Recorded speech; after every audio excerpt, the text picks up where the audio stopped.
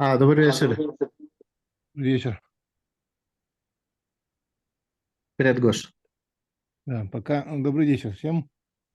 Значит, я смотрю, пока у нас все русскоговорящие. Угу. Давайте подождем еще некоторое время. Просто у нас такая традиция, может быть, немножечко неудачная, начинать немножко позже, чем положено. Ничего страшного. Ага, Я я сегодня не спешу. Кстати, доклад по-русски или по-английски? Вот я как смотрю, пока у нас все русскоговорящие, Угу. Варанда, который, как я понимаю, достаточно хорошо говорит по-русски. Вот. Вот, но, значит, можно пока по-русски. Если кто-то придет из тех, кто заведомо по-русски не понимает, Угу. так, значит, насчет следующего раза, спасибо большое, Сотирис. Я не знаю, пока мы с Сашей еще посоветуемся, хотя и Угу. онлайн. Я не позднее, чем, наверное, в пятницу вечером, в субботу тебе напишу. Хорошо, хорошо. И напишу точно. Значит, буду рассылать заодно тогда Угу. этот объявление. Тебе позвоню. Да, я уже понимал, что надо по-английски. Ну вот тут сложный вопрос. Пока у нас Да, сюда приходят люди, которые не говорят по-русски, а там я понял. Ну, говорят. мне даже, даже легче по-английски, так что без проблем. Хорошо. Так, сейчас я смотрю. Саша что-то пока не подключается. Вот Ясуша. Ясуша, hello. Ясуша, на самом деле, тогда... Hello, Yasushi. Yasushi, you were the very first one who submitted the paper to theoretical and mathematical physics. Yasusha is here in Moscow now, by the way, you know? Oh, yeah, very good. Yeah, I think Yeah, it's... you said, yeah.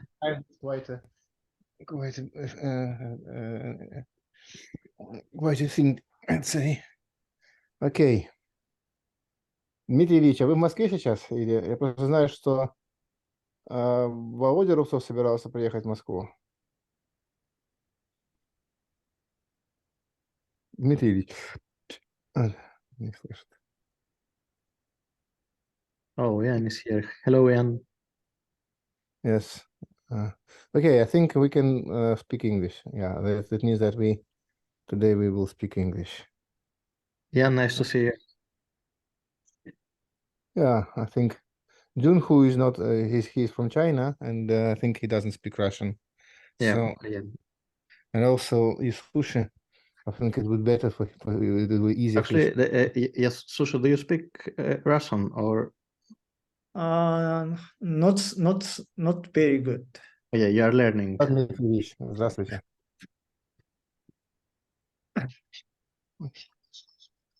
Ага. Вас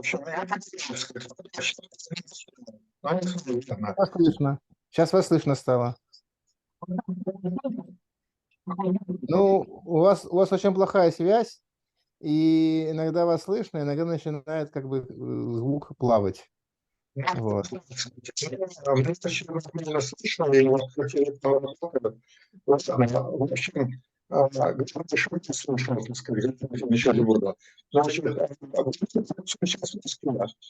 Отлично. Я тоже в Москве, вот приехал вчера. Я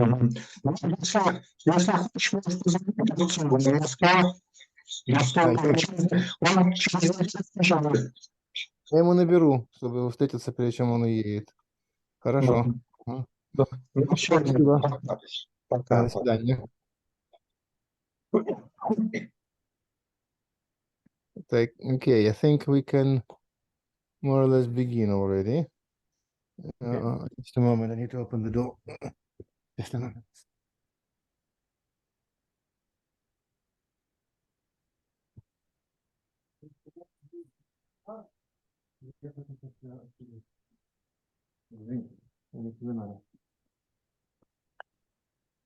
Okay.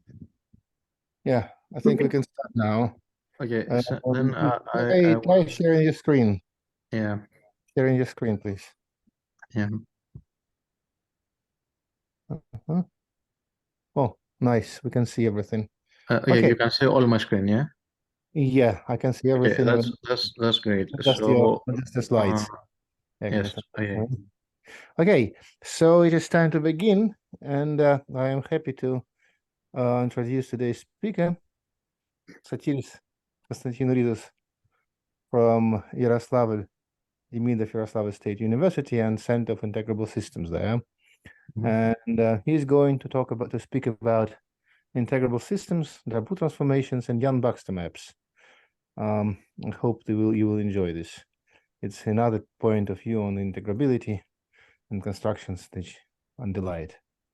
Okay, please. Okay, thanks very much, Gosha, for the introduction, and thanks very much for the invitation and the opportunity to talk about this some results.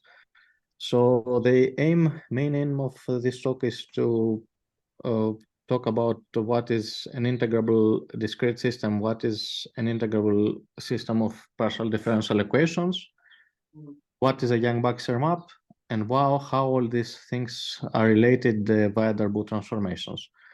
So this is the plan of my talk. Yeah, just a technical moment. So Gosha, do I have 1 hour or? Actually, it is tradition that you can speak anything between 1 hour and 2 hours. Okay, So, okay, I see. I see. I see. Okay, so I will be talking, but if you want to stop me and discuss anything in particular, just feel free to do so. So the first part of my talk is devoted to discrete systems and integrability. So I will explain I will talk about a particular class of discrete integrable systems, the so-called equations on quad graphs. I will explain what is integrability for these systems. And then I will give a brief introduction to Yang-Baxter maps, and I will show you how these maps are related to equations on quad graphs and how they are related to their integrability in the 3D consistency sense, which I will explain what it is.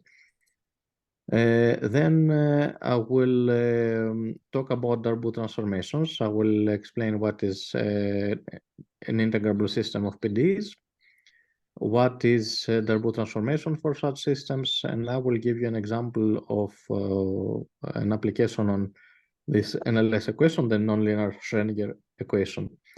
Then I will show you how these Darboux transformations can be used to construct Yang-Baxter maps, and in particular how you can construct Yang-Baxter maps of NLS type. And in the final part of my talk, I will show you some new results in the non-commutative case, well, if time allows, and we'll see how it goes. So first part, what is discrete integrable systems and what are Yang-Baxter maps? I will focus on this particular type of class of equations called equations on quad graphs. They're just polynomial equations that depend on these variables on u, u10, u01, u11, and 2 discrete variables. So you can imagine that all these u with indices belong to a set, and a and b could become some parameters. So you have some polynomial equation, and why it's called equation on quad graphs?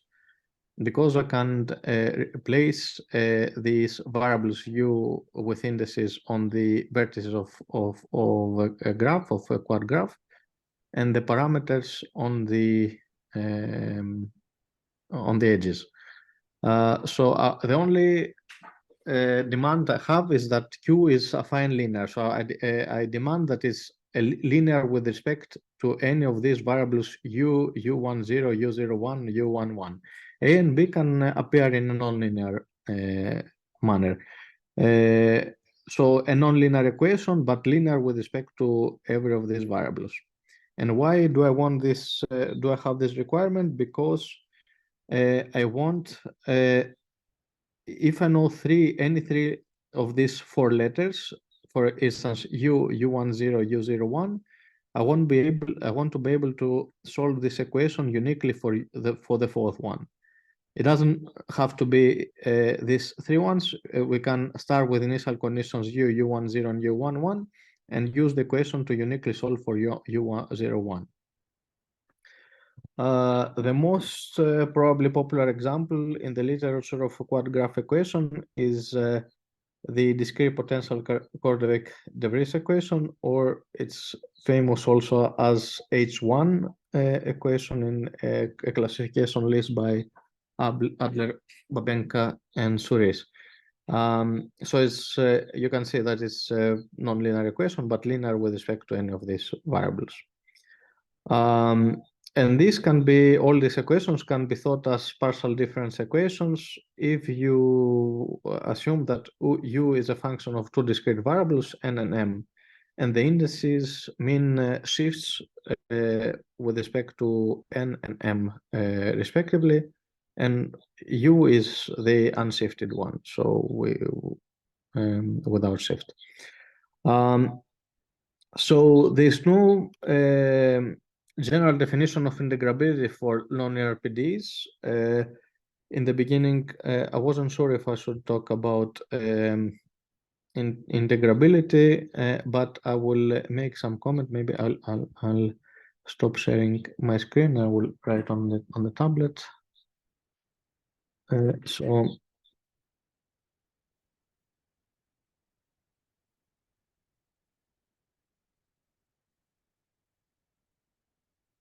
Can you see my tablet screen? Yes. Yes.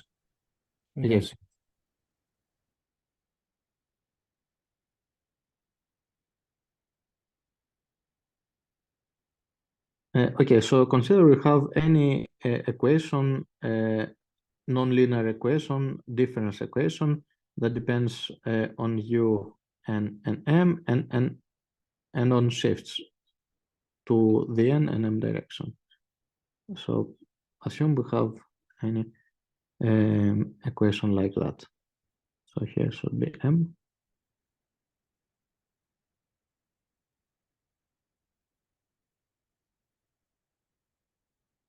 And two parameters a and b equals to 0. So if I can find and let L and M be two square matrices, so let it be a matrix belonging on U and U1, 0 and a parameter A, and let M depend on U, U0, 1 and a parameter B. So this is a nonlinear equation, and since there was no so I said that there's no general definition about integrability. However, there are some working definitions. The first working definition is the existence of a Lax pair. And here I'm trying to explain what is a Lax pair for a discrete equation, for a partial difference equation, like that, for a nonlinear partial difference equation. Assume that we have at our disposal two square matrices like that. Since this is a nonlinear equation, we also consider the linear system. Consider a linear system.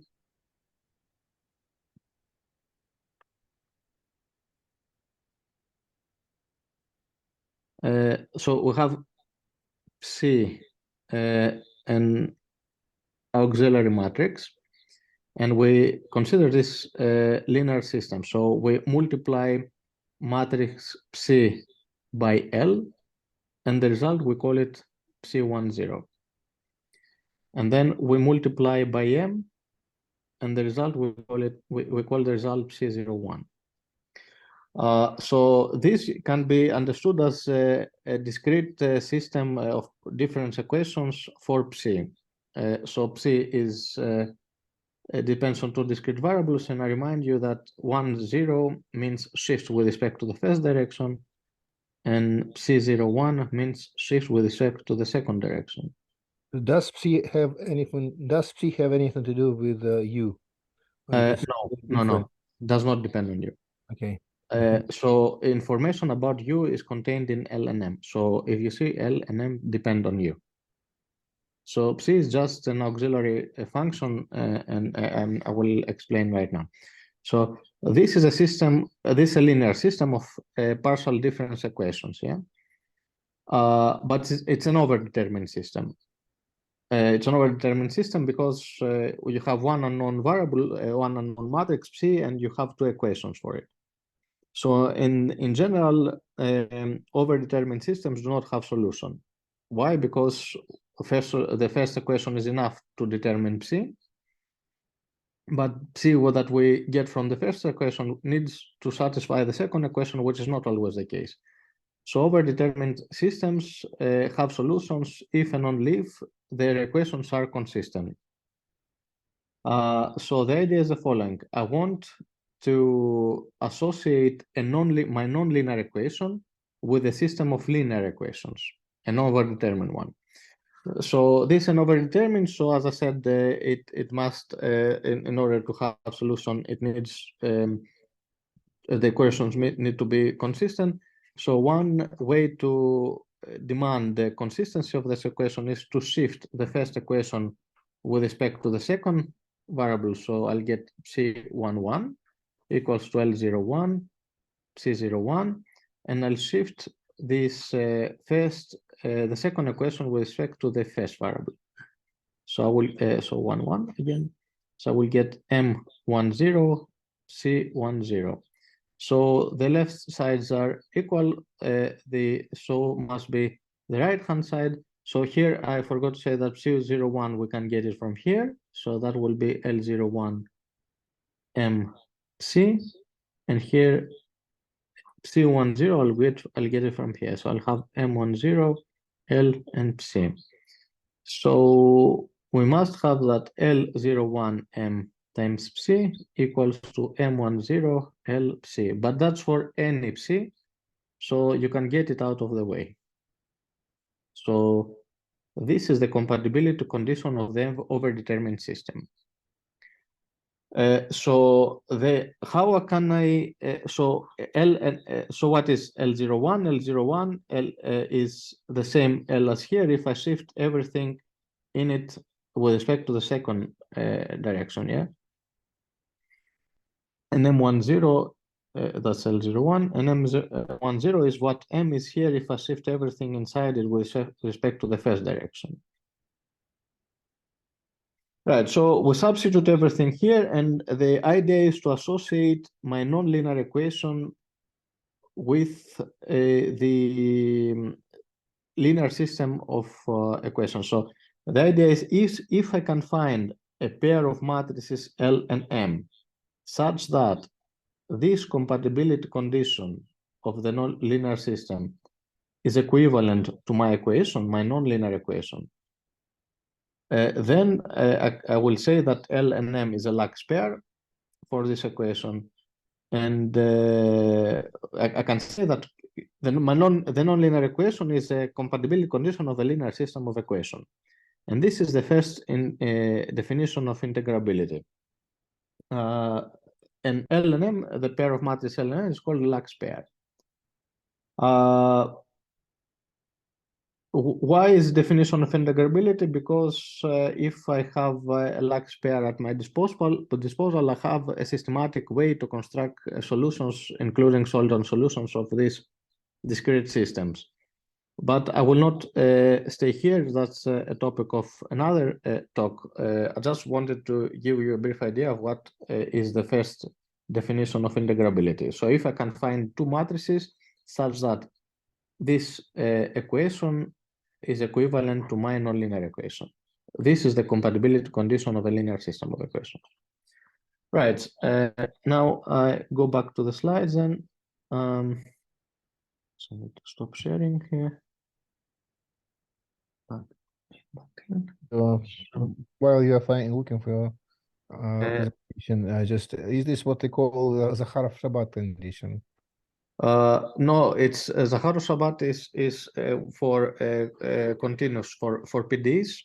Right. And, it has many names. It has Lax. It's called Lax equation. It's also what you have.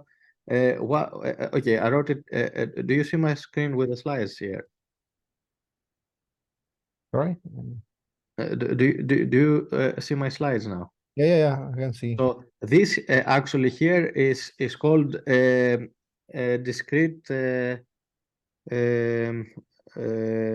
Let me remember how it's called. So sorry about that. So it's a little bit of mess in my head between Russian and English. So it's called Say it in Russian, I believe. нулевой кривизны. Zero curvature. So zero curvature equation. So this actually is a discrete zero curvature equation. And in many cases, matrices L and M are equal. So in our example, I wrote the discrete potential KdV equation, which reads like that. If I get this matrix and I substitute it to this equation here, I will get exactly this equation. So that means that my equation is integrable in the sense that it has a Lax pair. And I say that we use this definition because this is enough. This gives me the way to construct solutions to this equation right here. Later on today, I will explain what means discretization, because this is why it's called the discrete potential KdV equation, because it's actually discretization of the potential KdV equation, but I will explain in what sense it is discretization. Right, and now I will explain you. I will give you a second definition of integrability, which is the 3D consistency.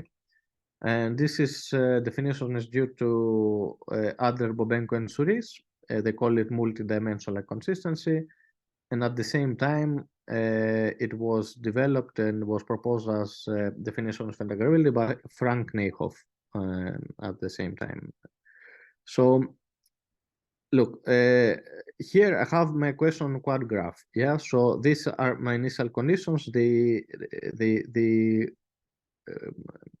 black dots, and I can use my equation to uniquely solve for the last one. Yeah. So this equation is called the quad graph equation is called 3D consistent if I can consistently write this equation on the faces of a cube. And what do I mean by that?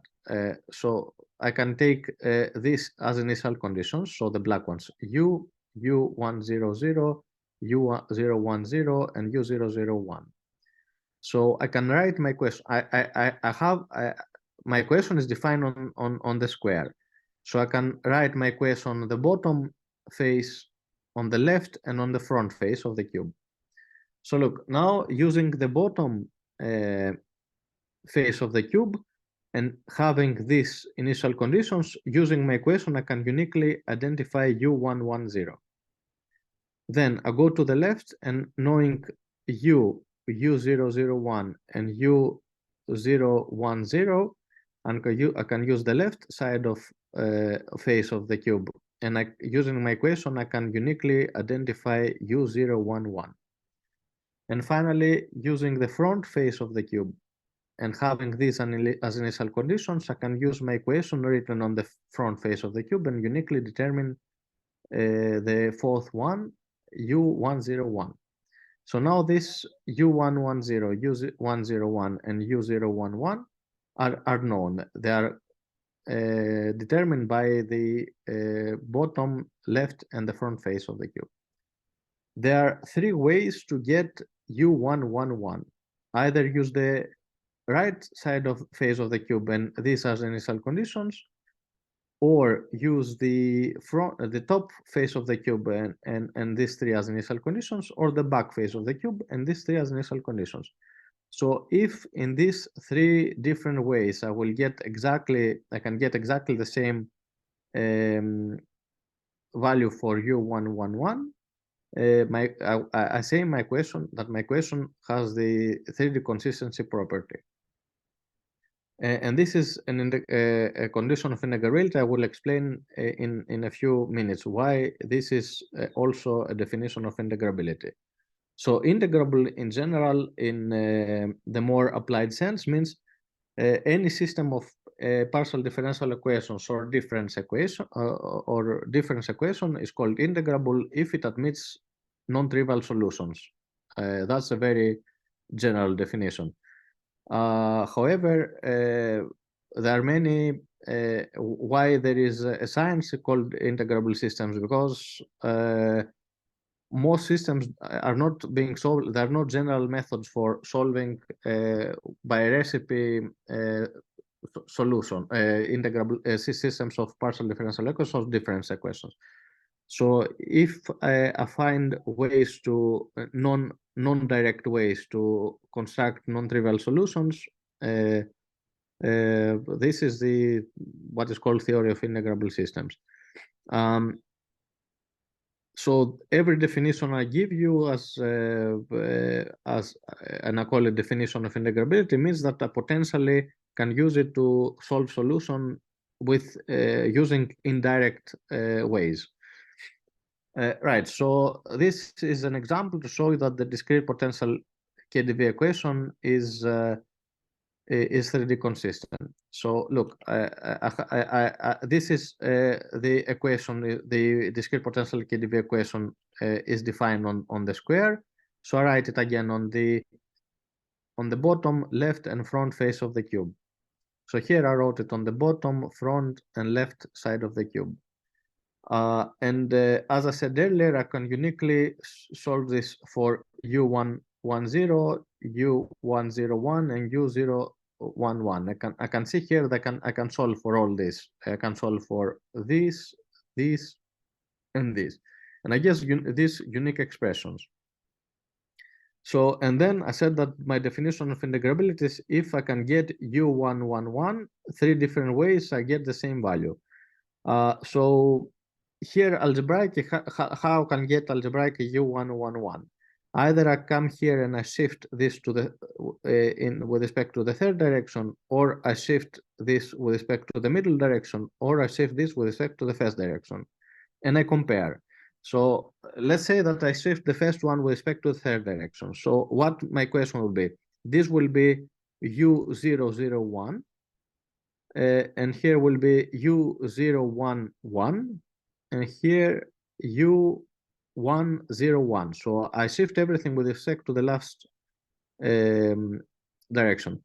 And this U011 and U101, I will substitute them from here so that my final value depends only on the initial values U100,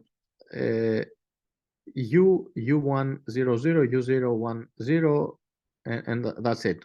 Everything that has only one unity. That's my initial values. And then I can shift this one with respect to the middle direction and substitute to the result this and this, or shift this with respect to the first direction and substitute the final expression these two. So all these U111s that I will get must have exactly the same expression. And it turns out that I don't have to do it 3 times, because if I shift the first one and I substitute these two, I will get this expression. And I can see here that this expression is invariant under cyclic permutations of these 3 and these 3 and the parameters ABC. So I can see that if I do it 3 times, I will get exactly the same expression because of the symmetry. Therefore, the discrete potential KdV equation is 3D consistent. So why this is good and is even called integrability? Because look, this first of all, this I gave you, but so far I gave you 2 definitions of integrability. The first is the existence of a Lax pair, and the second is the 3D consistency property. So the second definition is even stronger. And why is that? Because if a system has the 3D consistency property, then I can systematically construct its Lax pair. And also, if a system has the 3D consistency property, then I can systematically construct a Baecklund transformation. A Baecklund transformation is a transformation between 2 solutions of one equation.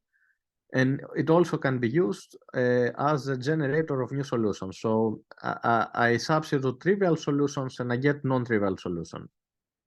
But however, all this stuff is material of another talk, so I will not stay here. So here I just wanted to give you a brief idea of what is a discrete integrable system, what means integrability, what the definitions are available, and also I wanted to discuss a particular class of partial difference equations, the equations on quad graphs. However, this definition of the Lax pair is general and is for any difference equation, not only for equation on quad graph. These equations on quad graph, they have very nice properties, and also they were classified and they were studied a lot, so that's why I stay on this. They're interesting. Now, what is the Yang-Baxter equation and what are Yang-Baxter maps? So the original Yang-Baxter equation contains a linear operator. So U is a vector space, direct product with itself. So it's a linear operator from U times U to 2U times U. And the equation itself has this form. The Yij's are operators that define on the triple product of a vector space with itself. And they are defined the following way. So the Ij means that this map acts on the triple product on the I and j factors of the triple product. It acts exactly as this operator. On the last one, it acts trivially. I will in the next slide. I will define all this in a very understandable way. But I will not be working with vector spaces. I will do as Drinfeld said, so in 1990. So he said, let's replace our vector space by any set. Therefore, the direct product by the Cartesian product. Here, in most of our cases, A will be an algebraic variety. Actually, for simplicity, you can think that our shell will be always the complex field. These are called set theoretical solutions to the Yang. Or is called set theoretical Yang-Baxter equation that deals with sets. And Buchstaber in 1980 and Veselov in 2003, they proposed the short-term Yang-Baxter maps for such set theoretical solutions. Buchstaber studied linear, considered that this is a topological space, and wrote some very nice properties of the linear solutions to the Yang-Baxter equation. And Veselov contributed a lot to the dynamics, the study of dynamics of such solutions. So let us define the Yang-Baxter. What is a Yang-Baxter map? So can I just ask? Can you hear me? Yes, of course. Can I ask? Yeah. So when you had U as a vector space, yeah. the maps should respect linearity. But when you just have yes, this, of course. Yes. Now I wonder what structure is respected by Y when A is just some set. You said it's an algebraic variety, then yes, I guess it would respect some appropriate structure. You will. I'll show many examples. They are just polynomial rational maps. Most of them will be rational maps, but non-linear. So in the algebraic context, it has to be a polynomial map. Mm-hmm. So it doesn't have to be linear, actually. Mm-hmm. And here, actually, since we have set rational finite, right? Sorry. Set A can even be finite and discrete. Yes, and in our case, for simplicity, you can think at all time because I also divide, etc. So that's a complex field for simplicity. Sorry, could you show again the previous slide? Yes, sure.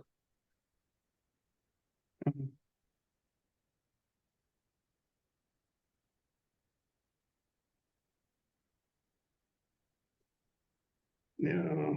Okay. I have the same question, perhaps as Jan Marshall. Why do we need here that A is an algebraic variety? Do you really yeah, need it? because I will have polynomial equations. I will if you give me a few minutes, you will be very clear in the examples. But as I said, you can forget algebraic varieties. It's just a complex field. But I will have polynomial equations. That's why I need an algebraic variety. But it will be very clear in the examples. I think. So what is a Yang-Baxter map? So consider a set A and a map that takes a pair of elements x and y and gives back a pair of elements u and v as functions of x and y. We define functions y and j on the triple product of A in the following way. I(j) means that the map y(j) acts on the I and j factors of this triple product exactly as the map indicates, and on the third trivial. For example, y12 acts on the triplet x, y, and z. That means that we change the first and the second to u and v, exactly as the map indicates. It acts on the first and the second as the map, so we change x and y to u and v of x and y, and the third one remains as it is. y13 means that we change the first and the third one to u and v of x and z, and the middle one remains as it is. And y23 means that we change the second and the third one to u and v of y and z, and the first x remains as it is. And why the map y is called a Yang-Baxter map if it satisfies a Yang-Baxter equation, which has the structure. These are compositions between them, and you have 1, 2, 1, 3, 2, 3, and here you have like a mirror 2, 3, 1, 3, 1, 1, 2. So it's like an associative kind of equation. So this is a Yang-Baxter equation. Also, there is the concept of the parametric Yang-Baxter equation. So you get together with x, you get a parameter a, and together with y, you get a parameter b. So these maps takes x together with a. So I didn't write it here because usually they don't write it for simplicity. So it takes, you can see it here on the figure. So it takes two pairs, x with a parameter a and y with a parameter b, and gives you two new pairs, u with a parameter a and v with a parameter b. So actually u and v will depend on x with a and y with b. You have the parametric Yang-Baxter equation, y12, y13, and y23. They define exactly as before. Just in any variable, you assign one parameter, sorry. And I will give you an example in a bit.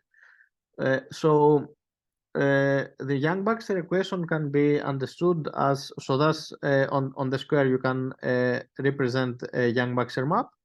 Remember when we had this equation on quad graphs, we also represented them on the square, but our fields were placed on the vertices of the square. Here we place them on the edges. So quad graph equations were represented on the vertices. These Yang-Baxter maps take values on the edges of a square. So the Yang-Baxter equation itself is very similar to what we said called 3D consistency, and it works like that. Look, so Yang-Baxter map takes x here and y and maps to u and v. So if we get the cube here and we get this x, y, and z as initial values, so we first let's act with the right-hand side of the equation. So we first act with y12. So why does y12? It takes the first one, x, and the second one, y, using the bottom face, and it maps them to new x hat and y hat. So these were the initial values, and after the action of y12, these are the new values. So x hat, y hat, and z. So these are the new values. Then we act with y13. It takes the first and the third one, so x hat and z, and maps them using the backside of the cube to a new x double hat and a new z hat. I haven't written it here, but this is z hat. So these are our new values. And then we act with y to 3. That means that we change the second and third. We change y and z, which using the left side of the cube, and we get y double hat, z double hat. So starting with these initial values, x, y, and z, and acting by with the right hand side of the equation, we get the final values x double hat, y double hat, and z double hat. And now we can start with exactly the same initial values and act with the left hand side of the Yang-Baxter equation, and eventually using the right, the front, and the top side of the cube, we eventually will take some new values which will denote by x double tilde, y double tilde, z double tilde. So we say that the Yang-Baxter equation is satisfied if all the hats coincide with the tildes. So that's the interpretation is very similar to the 3D consistency equation for equations on quad graphs. The only difference is that the initial values are taken on the edges and not on the vertices. And here is a very popular example which shows how we can get from discrete equations to Yang-Baxter maps.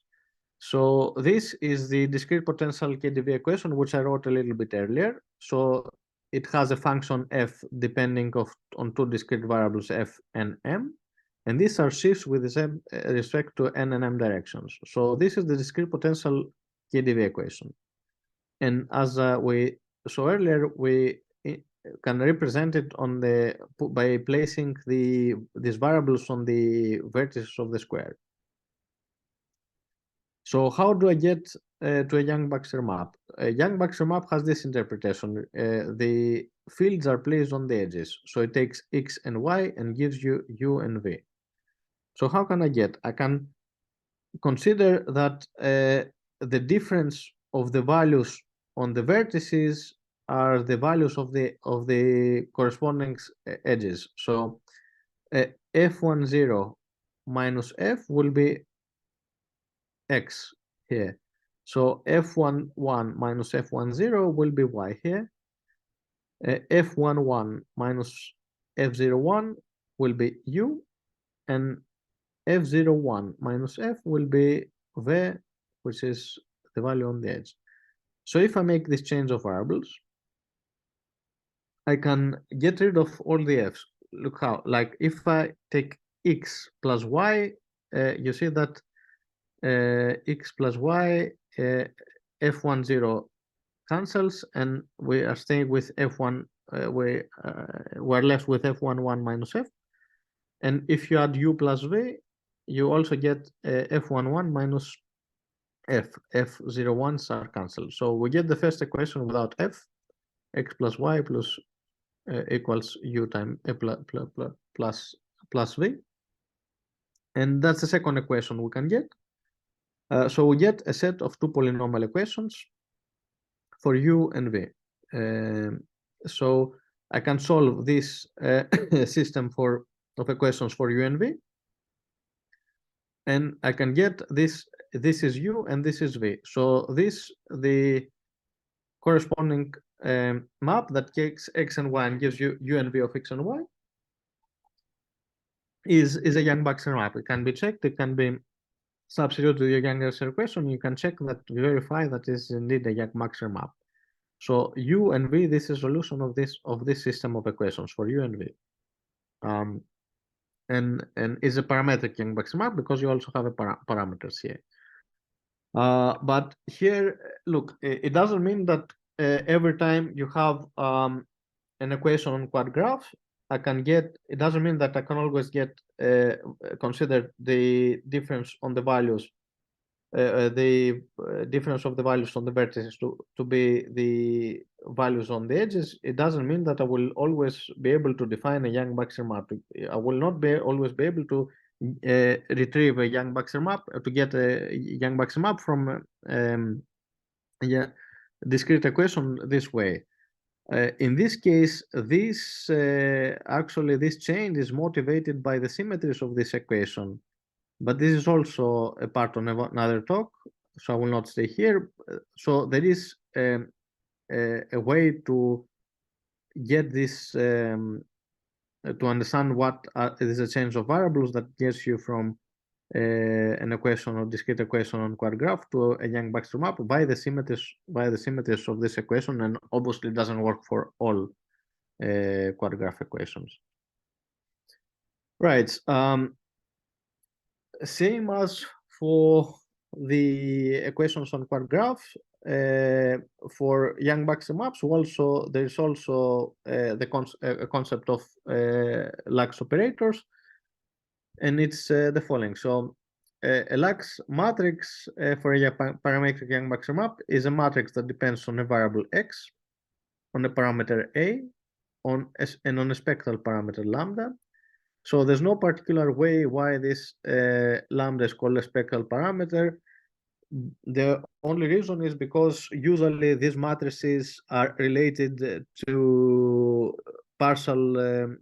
integral partial differential equations, and there is indeed the concept of spectral parameter.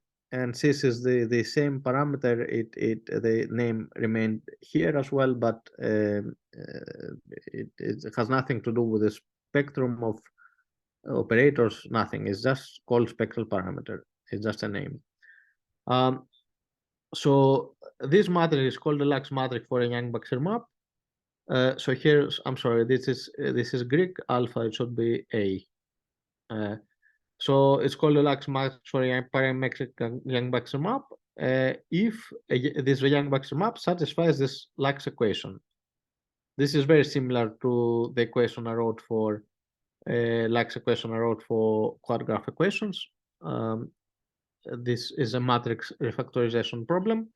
So if a Yang-Baxter map satisfies this equation, then the corresponding matrix L is called the lax matrix for this map. And this natural question arises as to whether I can go the other way around. So start with the matrix L and substitute it to this equation. I will get a system of polynomial equations for u, v, x, and y. If I can solve this system for u and v, does this mean that the associated map is a Yang-Baxter map? The answer is not always. So this is the question. So if I get this equation for a given set of x, y, a, and b, find such u and v, such as lax equation is identical in lambda. That's the definition of the lax equation. However, I want to be able to solve this equation, this system of equations for u and v, and get Yang-Baxter maps. So if I have a Yang-Baxter map satisfying this equation, again the question arises: is this a Yang-Baxter map? And you can check there are two ways to check to find out. Either you can substitute this map to straight to the Yang-Baxter equation and see if it satisfies the equation, or you can use this this theorem. So this map is a Yang-Baxter map if the matrix refactorization gives you the trivial solution. So consider you have a matrix L, you substitute it to this equation, you get a system of polynomial equations, you solve for u and v, and you define a map for x and y and u and v. This will be a Yang-Baxter map if I get the same matrix and I substitute it to this equation. So 3 times in a row, I put L of u, L of v, and L of w, x, y, z. I solve the system and I get only the trivial solution. Then there is a proof that the associated map is a Yang-Baxter map. So in the commutative case, there's no particular reason why you need this theorem, because you can always put the map on the computer and find out, does it satisfy the equation or not? However, in the non-commutative case, you cannot do it on the computer, and instead of substituting rational expressions to the Yang-Baxter equations, instead of dealing with compositions of rational maps, it's much easier to refactorize polynomial equations. So it's much easier to work by hand using this theorem in the non-commutative case. So if time allows, I will show you. And that's an example of the Adler map, which I showed earlier. So if you take this matrix that depends again on x and a variable x on a parameter a and on a spectral parameter lambda, and you substitute this to this Lax equation, so the result should not depend on lambda, because this should be true for any lambda. So if you substitute it here, you will get here, you get a matrix 2 by 2 matrix, here another 2 by 2 matrix. So you equate the 4 elements of these two matrices. So you get a system of 4 equations, of polynomial equations that depend on u, v, x, and y. This system has a unique solution for u and v given by these expressions. So the associated map that takes x and y and gives you u and v by this expression is a Yang-Baxter map. So this is a Lax matrix of this Yang-Baxter map.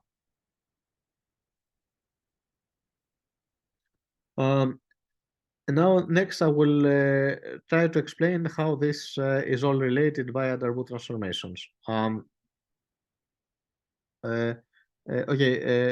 Gosha, I need to ask you, do you think I need to explain what is a Lax pair for PDEs? I really don't know. Okay, I think most part of the speakers have some idea of what Lax operators have. I will explain. You just write down the formula. I think. Yeah. Well, I will explain it then.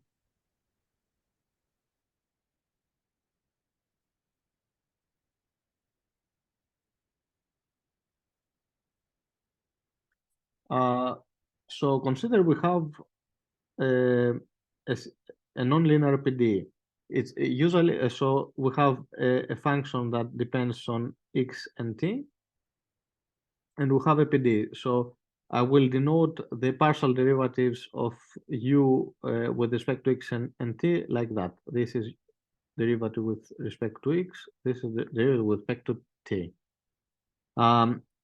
So usually it's convenient to write nonlinear PDEs in this way. So u with respect to t is on the left, and on all the rest of derivatives are on the right.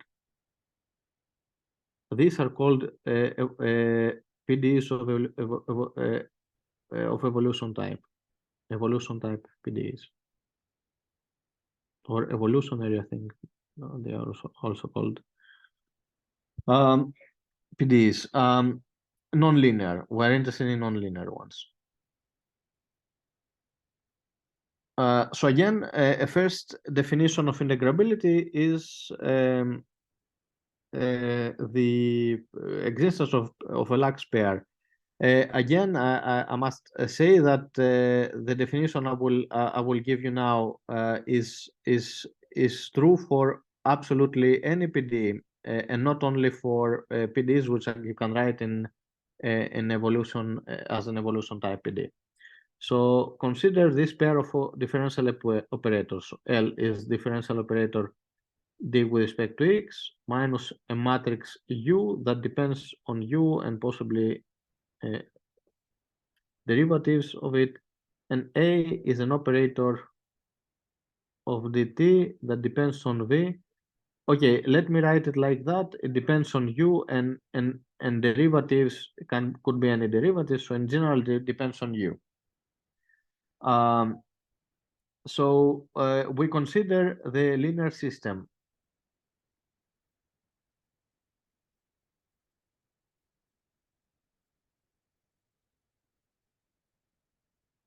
Consider this linear system. So again, we have psi, an auxiliary function of x and t, or a matrix. So we get this linear system. L acting on psi is equal to 0. A acting on psi is equal to 0. or you can write it like that. So you act with operator L, so the result will be psi with respect to x is equal to u times psi, and psi with respect to t is v times psi. So again, this is a linear system of differential equations, which is overdetermined. Overdetermined because you have two equations for one unknown function. I want to associate my nonlinear PDE to associate it to a linear system of PDEs. So one way to do it is demand that these equations, these two equations of my overdetermined systems are consistent. There are many ways to do so. One way is to differentiate the first one with respect to t.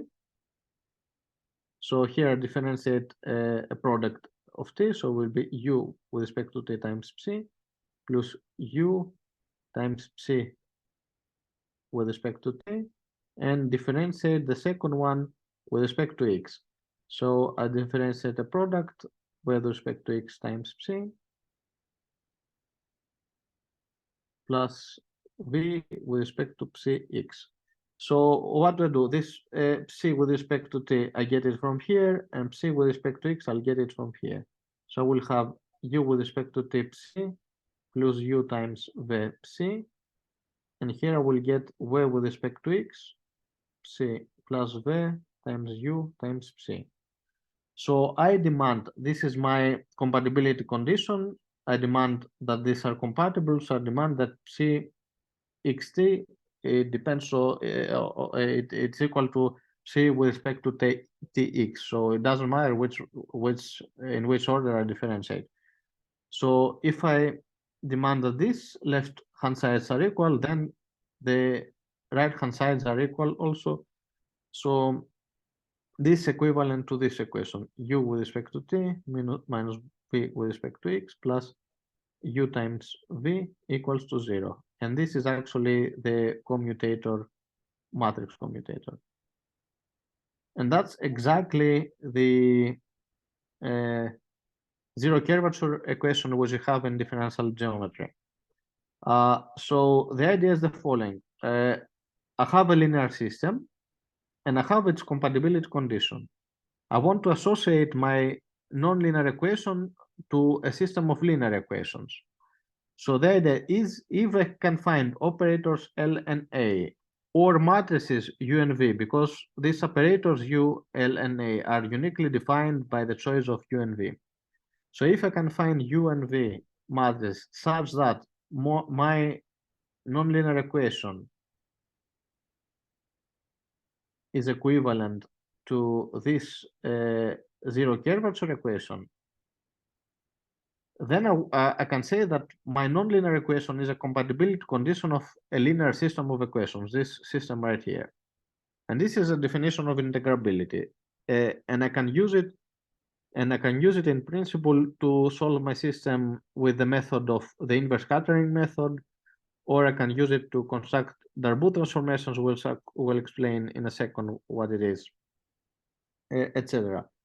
So that's what lax pair is. And now I will. What is a Darboux transformation? Okay, since I started writing here, let me explain what the Darboux transformation is here. So here the operator L, you can see that depends on. Here you can also this U also depends on lambda, which is a spectral, the so-called spectral parameter. So L, operator L in principle depends on U and lambda. Okay, let us not write the depends on the spectral parameter explicitly. Let's say that L depends on U and A depends on U. So this is an operator. Let me write it here. So we have a non-linear equation. Again, this definition is for any PDE and not only for evolution type PDEs. And we have its lax pair as well. So we have this pair of operators, d with respect to x minus u of u, and a is d with respect to t minus v of u. So D capital is the same as partial. Yes, yes, yes. Is differential operator with respect to x. Yes, exactly. So what is the Darboux transformation? So as I said, L depends on U. So a Darboux transformation is the transformation that gets L. It multiplies L by M from the left and by M minus 1 from the right, where M is just a matrix. And the result must be L1. M is arbitrary matrix because M we is a matrix that if you multiply from the left and the right, you get L1. So it's not an arbitrary matrix, it's a concrete matrix by which if I multiply from the left and the right, the result must be L tilde, and L tilde is exactly the same as L depending on U tilde. So, this is a Darboux transformation, and the matrix doing this work is the Darboux matrix. So, in other words, a Darboux matrix or Darboux transformation is a transformation that leaves covariant operator L. So, it gets L of U, and it gives you L of U tilde via this definition. Yeah. Via this procedure. And it also, a Darboux transformation must leave both operators covariant. So, sorry, what is U tilde? Yeah, U tilde is just a name or a new notation for a solution of the same equation. Just a notation. Okay. And you can call it U1, whatever you want. Just a notation. Yeah, okay. So a Darboux transformation must leave covariant both operators. So M, L, M minus 1 must be L tilde, and with the same matrix M, A, M minus 1 must be also A tilde. And let me comment why did I say earlier that it's convenient to work with these equations of evolution type? Because, you know, if I have equations of evolution type, I calculate, how do I calculate the Darboux matrix? So I get this equation. So I multiply from the right. So I get ML is equal to L tilde M, and MA is equal to A tilde M. So I have this set of equations. This is how I calculate it. But if I have equation of evolution type, I can only calculate M from here. And what I find here, it will automatically satisfy the second equation. So if I find the matrix leaving covariant, the first equation matrix, it would leave covariant and the second operator as well. That's only for equations of evolution type. If I have any other equation, then I will just use two equations to define my matrix. Okay, so let me go back to the slides and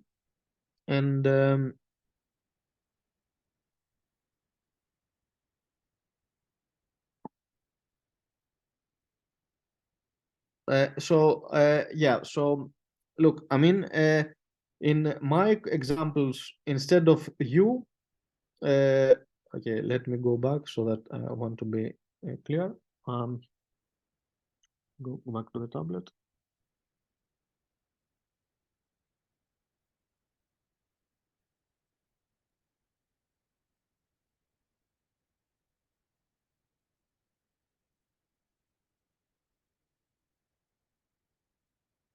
So here I obviously wrote it for scalar equations, but in principle you can have system of equations, yeah. So U can be a vector. For instance, U can be P and Q, a vector of 2, and a very popular example of evolution type of equation is the NLS system, nonlinear Schrödinger system, that looks like that. So NLS equation. So P with respect to T is Pxx minus 1 over 2 PQ square, and Q over T is equal to QXX minus 1 over 2 P square Q, where P and Q are functions of X and T. So it's exactly the same thing. It's instead of one scalar evolution type equation, PD, you have a system. You see, so on the left I have only derivatives with respect to T, and only the other derivatives on the right. So in principle, I can have a lax operator will look like that, will be dx minus a matrix depending on P and Q, and A will be an operator that looks like that. So again, this L depends on P and Q, and Darboux transformation is transformation that takes L of P and Q. Thus, this procedure multiplies from the left by M, from the right by M minus 1, and the result must be L that depends on nu, P tilde, Q tilde. So it leaves covariant operator. Doesn't matter that we have two functions, it's exactly the same thing. So let me now go back to the slides. So here I just repeat the definition. So let me start with an operator like that. So I have D with respect to X minus a matrix like that. I'm sorry that I left it here sigma 3.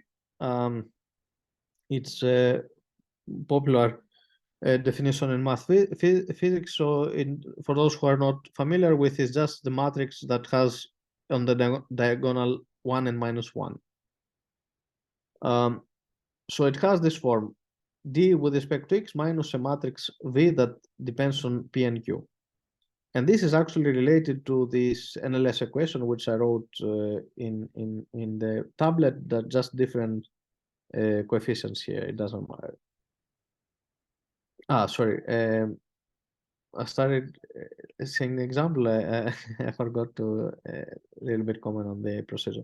So, okay, let's start with an operator which has the same structure. Okay, in my tablet I wrote minus, but it doesn't make any difference. It's the same thing.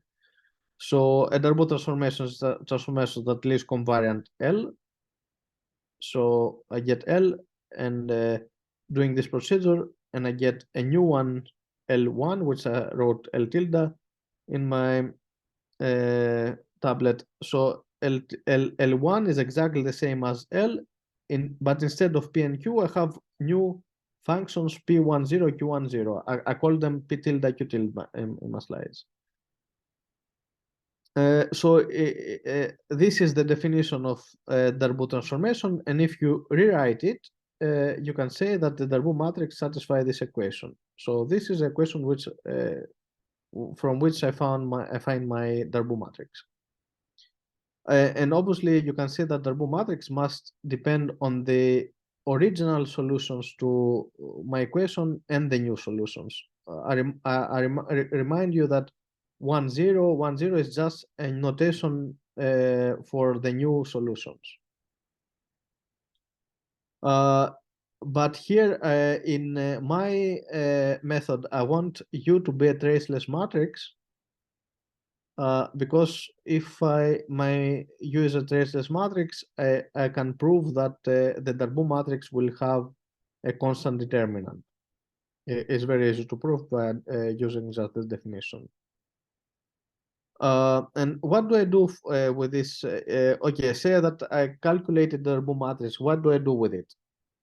So I get again a solution, a fundamental solution of this linear equation, L psi equals to 0. You can prove that if psi is a solution of L psi equals to 0, then psi1 0, okay, here should be psi1 0 is a solution to this equation. Psi1 0 is m times psi. So what do I do? Okay, I start with a matrix psi. I multiply by m, and I call the result psi1 0. Then if I know one Darboux matrix, So what does Darboux matrix depend on? It depends on P, Q, P10, Q10, on the spectral parameter, and possibly depends on a parameter A, because here I have to integrate somewhere, some kind of constant will appear. So if I know one Darboux matrix, I can automatically get a second Darboux matrix. How? So this is how I denoted my new solutions, P10, Q10. I can change name to this new solutions, P01 and Q01 instead of P10 and Q10, and I'll get automatically a second Darboux matrix. So that's what I do here. I multiply Psi by M, and I multiply Psi by K, which is a second Darboux matrix, which comes from the first if I replace, if I change the name of my notation on the new variables or on the new solutions. So, okay, starting from one solution, I can get one solution and a second solution. And here you can see it schematically. So if I start from C, I can multiply by M, take C10, or I can multiply by K and get C01. They're both Darboux matrices. And I get new solutions of this equation, LP equals to 0. There are two ways to get a third solution. Either start from C10 and multiply by K10, which is K with all its elements shifted with respect to the first variable, or start with this one and multiply by M01 and get a second solution. So if this way I get exactly the same solution, means that this condition must satisfied. Is actually what I'm trying to do here is, how did I start earlier? I explained what means lax pair for a discrete system, and here I'm just trying to introduce a discrete system. So let me go back to the very beginning, and I will try to explain what I'm trying to do. So look, so here we said that if I have two matrices, I gave the definition of an equation on quad graph. It looks like that. And I said that if I can find matrices L and M depending on these objects, and if I substitute this to this equation, and this equation implies my equation on quad graphs, this will be a lax pair for this equation. So there's no way to find, I forgot to comment earlier, so there's no systematic way for me to construct a lax pair for an arbitrary quad graph equation. So if you give me a quad graph equation, I won't be able to find matrices L and M such that this equation is satisfied. However, what people usually do is start by a particular matrix, substitute it to this equation, and see what discrete equation you get. And the discrete equation you get will be automatically integrable because it has lax pair. So here what I'm trying to do is I'm trying to use Darboux matrices to introduce a discrete system. So I get, oh, sorry, yeah. So I have a PDE with a lax pair, and I can find a Darboux matrix. See, Darboux matrix depends on P and Q and P10, Q10. I want to substitute this matrix to this equation, which is actually a lax pair for a system. And I'll try to see what kind of discrete equation I get from here, or discrete system. And I think we'll be all clear in the example. This is the example of linear Schrödinger equation, and how do I discretize it? Look, the NLS equation, which I wrote earlier, the system actually, NLS system for P and Q, depending on X and T, it has this lax operator. It's associated to this lax operator. For this lax operator, I can calculate a Darboux matrix. I can calculate So that. the condition that determinant of m is 1 will give is constant will give you a. Say again. The condition that the determinant of m is constant must give you a condition here on, I don't know, alpha or something. Yes, exactly. That's very true. Is that true? Yes, that's true. So look, I mean, you get this Darboux transformation, yeah, this Darboux matrix. So you can, since this this operator is traceless, then as then this as you very well said, this must have a constant determinant. So you can demand that it's possible to find a Darboux matrix, because it's not quite clear what properties you use to find Darboux matrix, when it exists and when it does not. Yeah, sorry.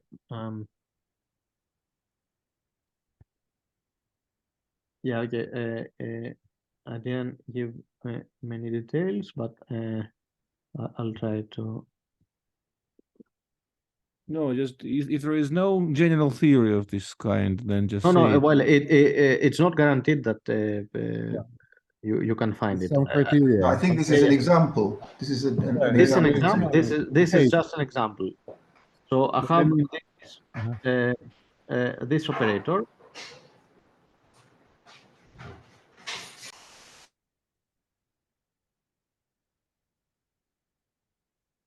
And I try to find the Darboux matrix. So how do I do? So I say that let M looks has this form LM1 plus M0.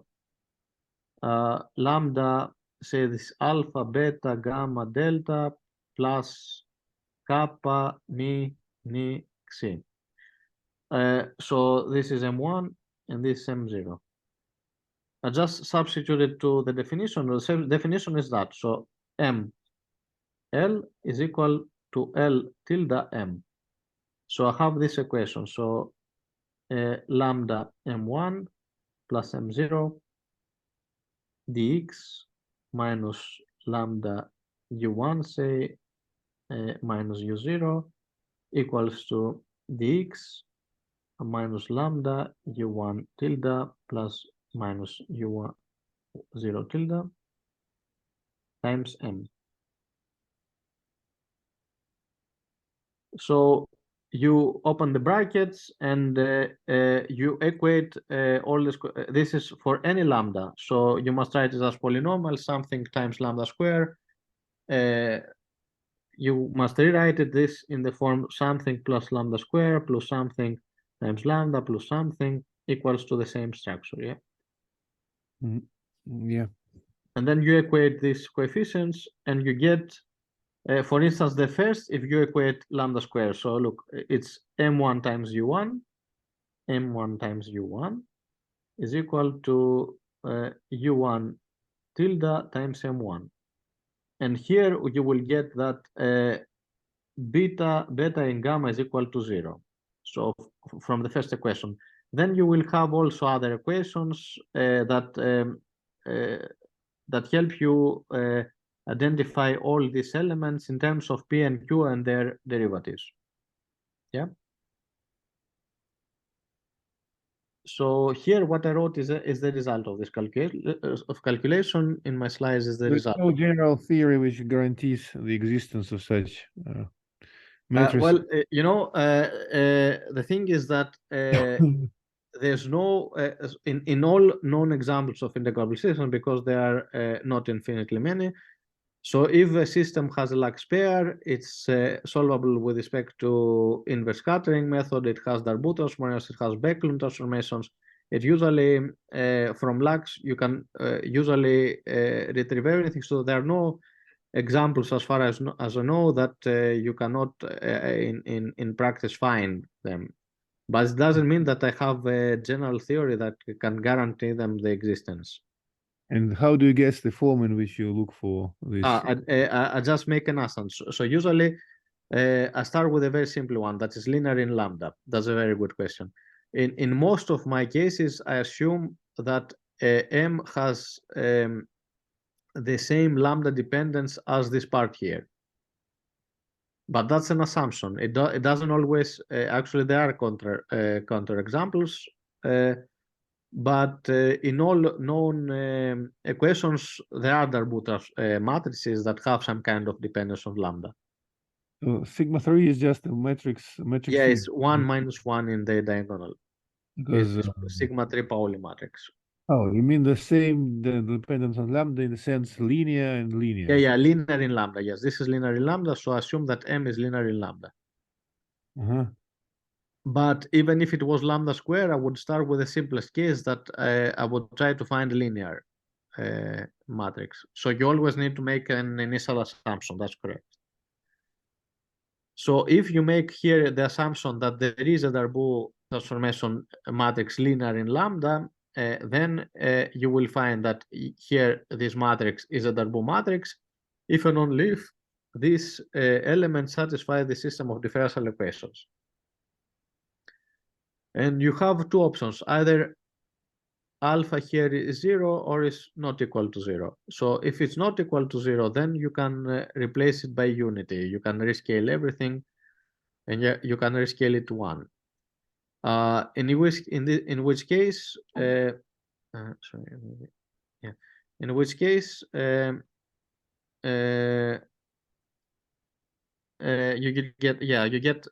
rescale it 1, and this is the system of differential equations. As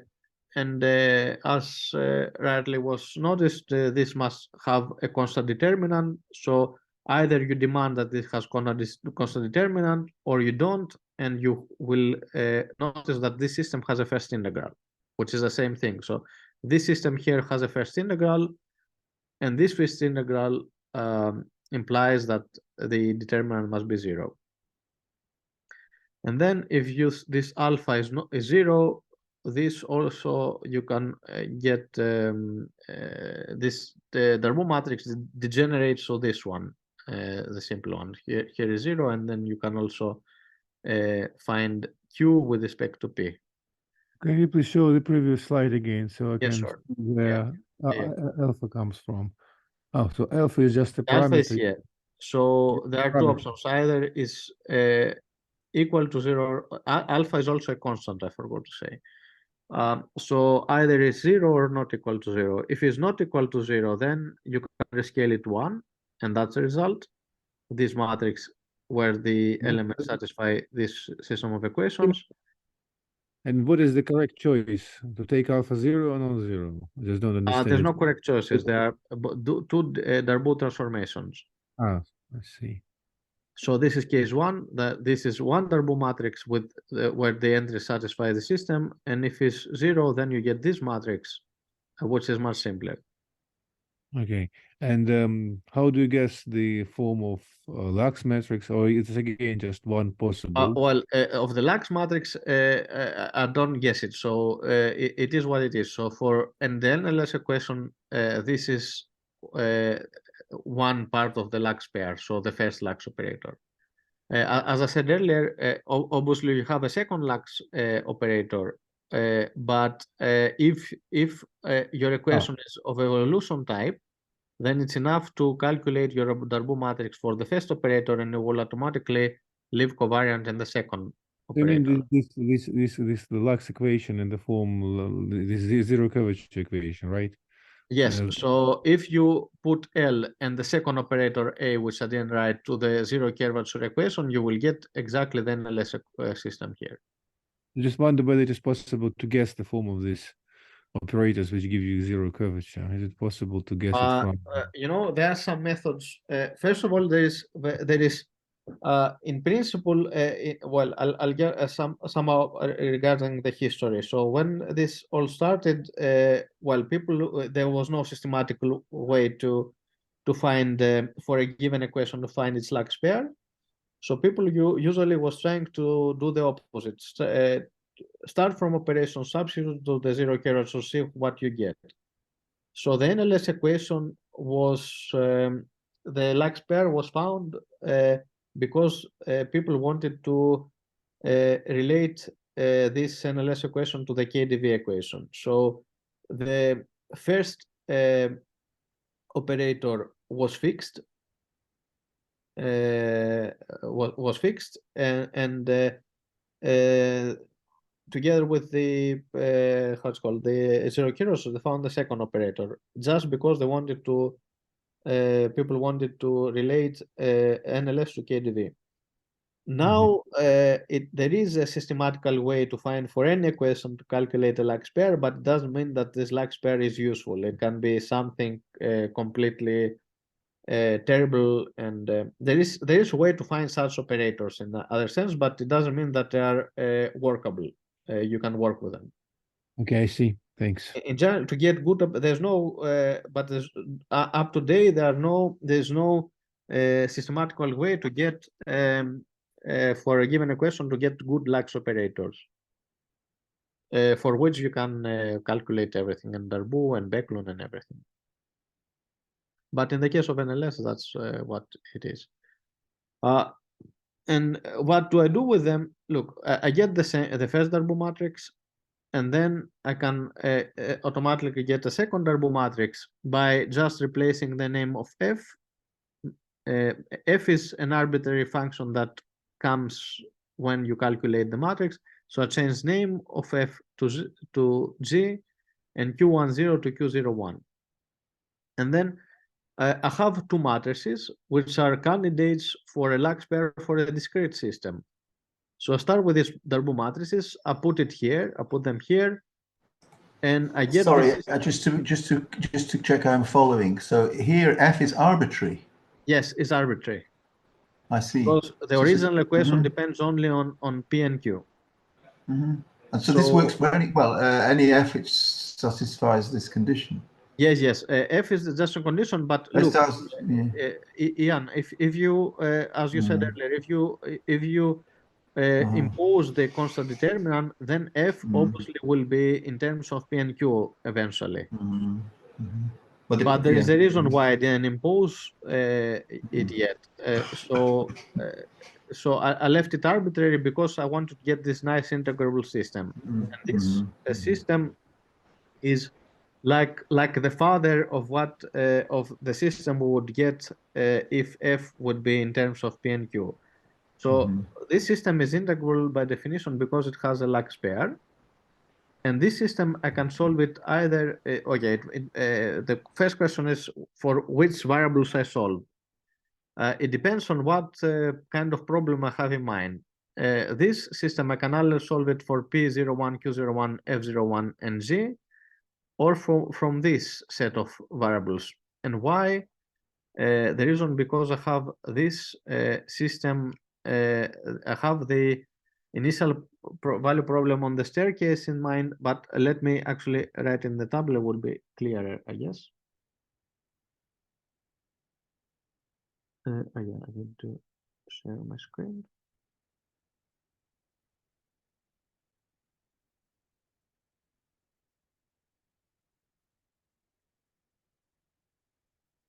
So look, I have in my question, I have F in my system. I have F, I have F01, I have G, I have G10, I have P, Q, P10, Q10. Oh no, P10 I think does not appear. Well, it doesn't matter. Let me write everything and P01, Q01, and P11, Q11. And I have equations polynomial of these things. And the question arises as to whether for which should I solve. And I just have this initial value problem on the staircase in mind, so I get the square. So I will place P and Q on the vertices. So here's P and Q. Here's P10 and Q10. Here's P01 and Q01. And here's P11 and Q11. And F and G, I will place them on the edges. So here will be F. This will be shifted F. Here will be G, and here will be G01. And this I consider to be an elementary square on the ladder. So I will look, I will start with this initial value problem on the staircase. Got here, here, here, and here. So whatever is black, I consider to be my initial conditions. So look, you have P and Q here, P10, Q10, 10. You have P01, Q01. You have P11, Q11. So here you are on the two-dimensional lattice.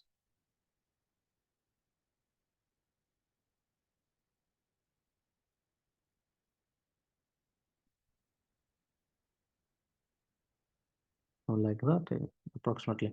So all this black information is my initial conditions. So look, what do I know? I know P and Q. I know P10, Q10. I know P1, Q11. I know F, and I know G01. And I want to use will be that. So I will solve for the rest, and the rest will be G F01. So that's why I chose to solve for I chose to solve for these things here, for all these letters here. So if I know the black, I can get the red. So this black as initial conditions is what I get. So that's my motivation to solve the system for all these variables. Yeah. So look, if I know this, I will solve for the rest and will find this. If I know this, I will solve for the rest and found this. Then I will find this. Then here I know this and this, so I will use my equations to find this. Now I know this and this, I will use my equations to find this. And this shows how the evolution goes there. So if I go back to my slides.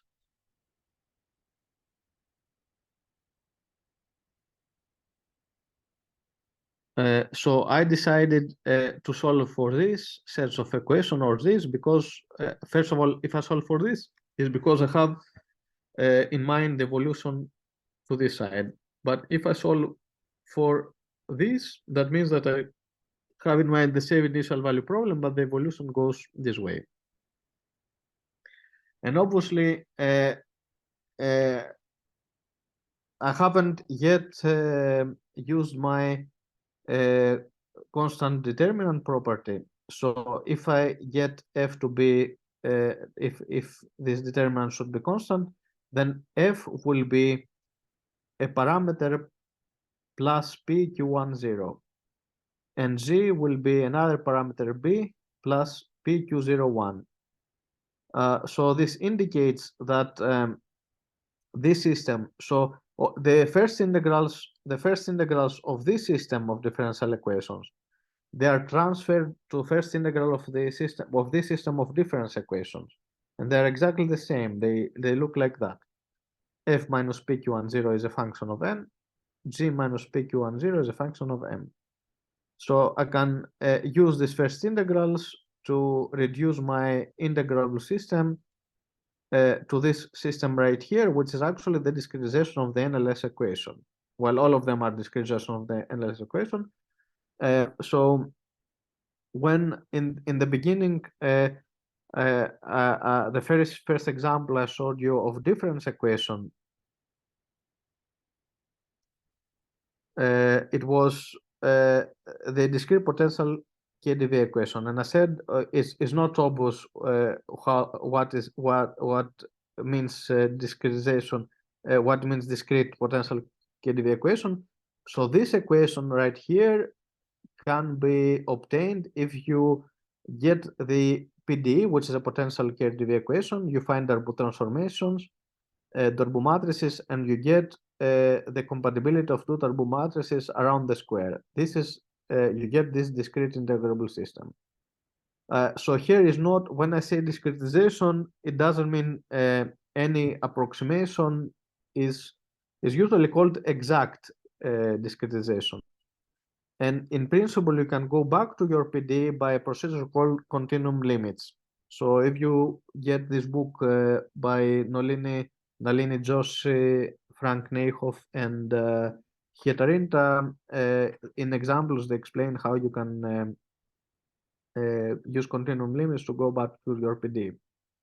So here in the same story, you have same story. You have a system of an LS equation with its Lax pair. You find Darboux matrices, two Darboux matrices. You substitute them to this equation, which is actually their compatibility around the square, and you get, by definition, you get by construction, you get a discrete integrable system. In our case, you get this system here, which is actually called the Adler-Yamilov system because it appears in the work by Adler and Yamilov, I think in 90s or even earlier. I don't remember, to be honest. But you can get this Adler-Yamilov system as discretization of an LS equation. That's if you use this Darboux transformation and not the degenerate form. If you use the degenerate form, you can also employ this matrix, and you get a second one by changing name of the parameter of the F to G and C to some kind of another parameter. You will get a total discrete system. So this is what you get if you start with these Darboux matrices. Is the same Darboux matrix, which here I'm very sorry, here should be no. Here actually, look, I got one Darboux matrix, which is the degenerated, and the second is the non-degenerate one, where you have one. And if you again substitute them to the Lax equation for discrete systems, we get a system of equations, of discrete equations, which using these relations you can rewrite them to the discrete total type equation. So both the Adler system and the discrete total equation are discretizations of the NLS equation. And why it makes sense, to do this type of discretization? Look, the thing is that, first of all, discrete systems appear in applications and make sense in their own right. But secondly, if you try to solve PDEs by backscattering transforms and stuff like that, you get some difficult, sometimes functional analysis because of the differential operators. But if you take the Darboux and discretize your system by taking the compatibility condition of Darboux transformation around the square, you get a discrete system, and this discrete system, there are algebraic methods to construct Soliton solutions. And in principle, you can get continuous limits and go back to solutions of the continuous PDE this way. But this is, again, solutions is part of another talk, which I'm happy to give in the future if there's some opportunity.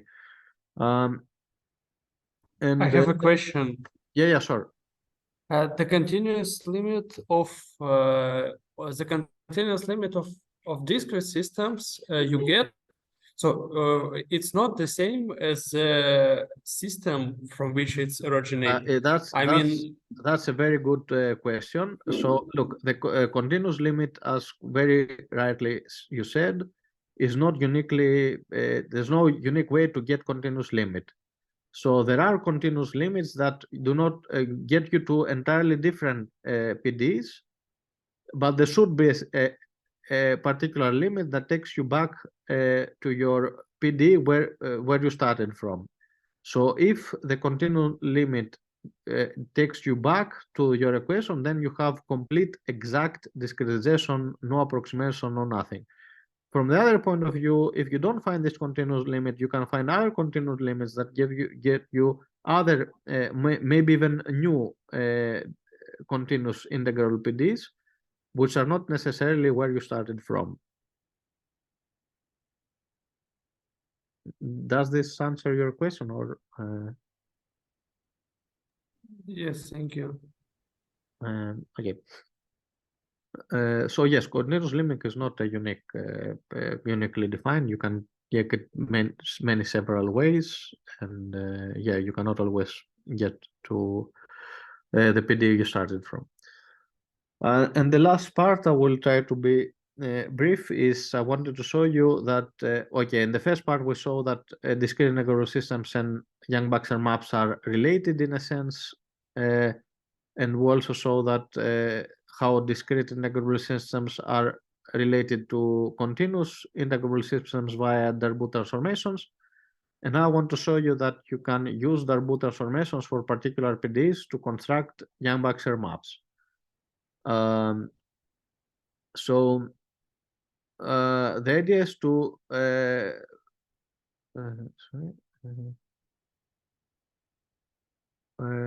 I don't know why this slide I put it here. No, okay, exactly.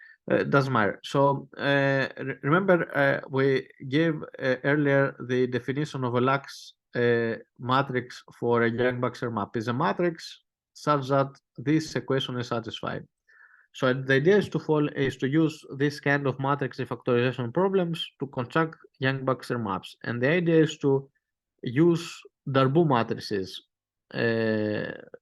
to substitute to this equation Darboux matrices. So either Darboux matrices, you can either substitute them to this compatibility around the square condition, or you can substitute them to this refactorization problem aiming to construct Yang-Baxter maps. So let me start with the Darboux matrix, which we calculated a little bit earlier. So we have this matrix for the NLS equation, and I remind you that the entries satisfy the system which has a first integral. I can forget that P and Q are solutions of particular PDE equation and use the structure of this matrix. So I change F, P, and Q1 to variables x1, x2, and x capital, and I get this matrix. Substitute this matrix to this matrix refactorization problem, and I get this system of polynomial equations. So my unknown quantities are U1, U2, V1, V2, U capital, V capital. So this system has, first of all, admits the trivial solution, which is the permutation map. And secondly, it has a non-trivial solution, which defines a Yang-Baxter map. So you can substitute this to this Yang-Baxter equation. You will see that Where is V capital in your equation? I don't see it. here is U capital. Constraint. U capital, you said. No, in the first equation, first line. It probably this. Right? Yes, it's here is V capitals. I'm sorry. Okay, no, just Yeah. Yes, here it's a mistake. It should be V capital here. Yeah. So on the left, you always have the unknown U and V, and on the left you have X and Y. So here should be V. So you can solve and get a Yang-Baxter map. But if you remember that this system has a first integral and that F is A plus Q1, 0, this indicates that X capital plus A, X1, X2, 0 are first integrals of this map. And in fact, if you make this change of variables again, you indeed can reduce this map to a parametric Yang-Baxter map, which is actually the Adler-Yamilov map. And this map has a strong, strong is, forget about strong is a terminology. I don't want to confuse with you with extra information. Bold X and bold Y are just X1, X2, Y1, Y2, right? Yes, exactly. So this X1, X2, Y1, Y2. So, and you get this Yang-Baxter map, which is also called Adler-Yamilov map, because it looks like these systems that appeared in the work of Adler-Yamilov. And also there is a concept of integrability for maps, and it's this definition is due to Veselov in his PhD thesis. It's a map is integrable if it has half of its if it has first integrals which are in number as many as half of the dimension of the map, and the first integrals are in involution with respect to a Poisson bracket. If you don't know what the Poisson bracket is, it is not very relevant. So, but that's the definition of it's called either Liouville integrability or complete integrability in the literature. And this actually Yang-Baxter map is integrable. There are maybe I can briefly show. These are all results. So the new results, which I will very briefly just comment, is all these things you can reconstruct and recover in the non-commutative case.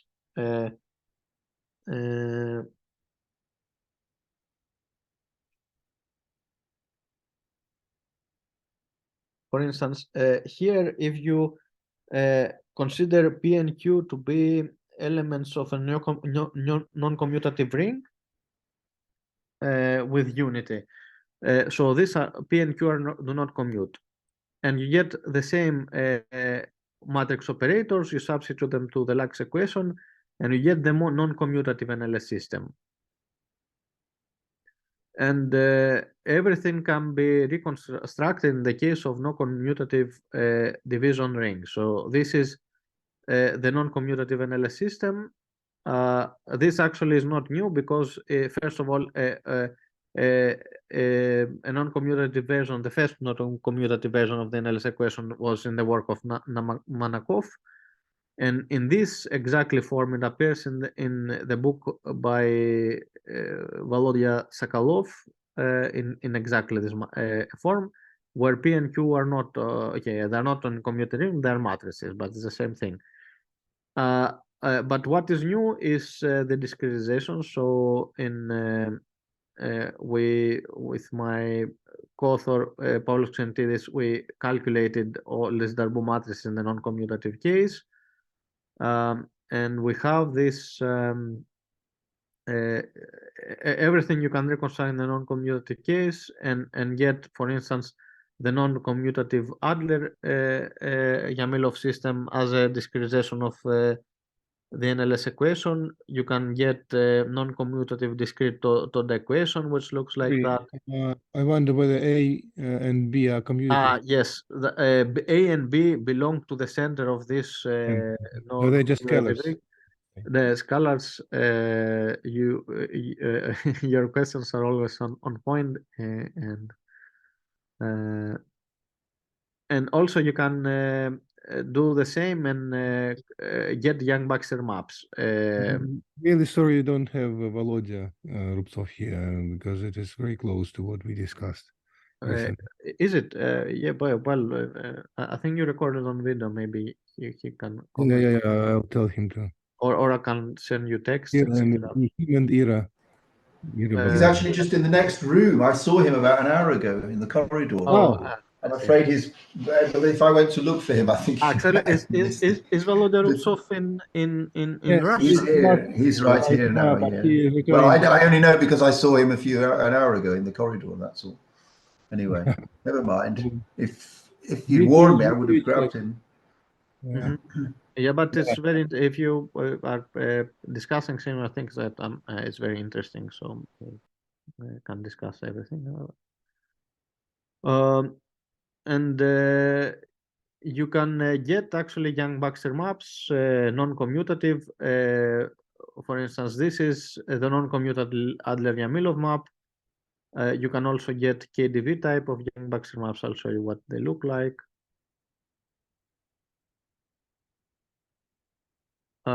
This is a non-commutative KDV map. So all these variables do not commute. They belong to a non-commutative ring, except the parameters, which are elements of the center of the ring. So they are commute with all the elements. Actually, it will be. I haven't managed to find to do this. The thing is that I didn't want to assume that A and B belong to the center of the ring, but somehow I need it in the middle, so I haven't managed to find generalization of the maps where the parameters also do not commute. That will be very interesting if someone can do it, or they can comment how, if it's even possible. That will be very interesting. So that's a KDV type of map, Yang-Baxter map. However, look, the thing is that why I gave you earlier this condition of the so-called matrix trifactorization. When I was explaining about Yang-Baxter maps. So I said, okay, you get the Lax equation of Yang-Baxter map. It's enough to construct a map. But if you want to verify if the map being generated by this matrix factorization problem is a Yang-Baxter map, you have two choices: either to substitute it to the Yang-Baxter equation, or to use this theorem that if the matrix tree factorizations give you the trivial solution, then you can show automatically it's a Yang-Baxter map. That's a proof of that. So here, if you substitute this to the Yang-Baxter equation, is terribly difficult, because you need to take compositions of such maps.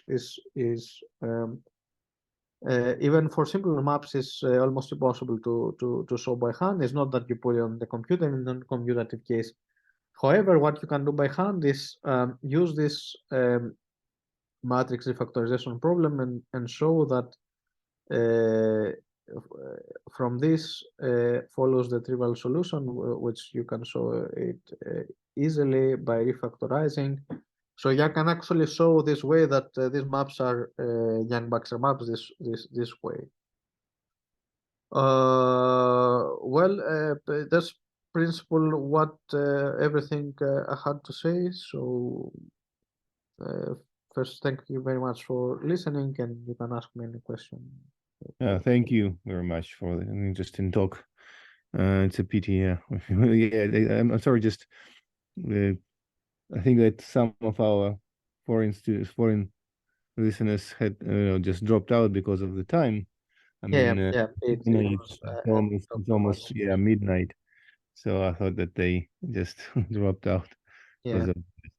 It's really pity that Volodya Robtsov wasn't here. Ira Bobrova also. I can talk with you anytime you want. Yeah. When it's around. Try to organize this then. Yeah.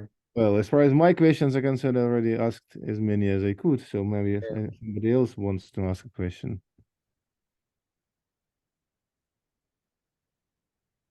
Okay. Well, if not, then let us thank the speaker again. Okay, thanks very much again for listening. Yes, and the next time there was a question by there's another question. Just Varant says thank you to you. Oh, yeah. Thank you. Okay, then. And I don't know.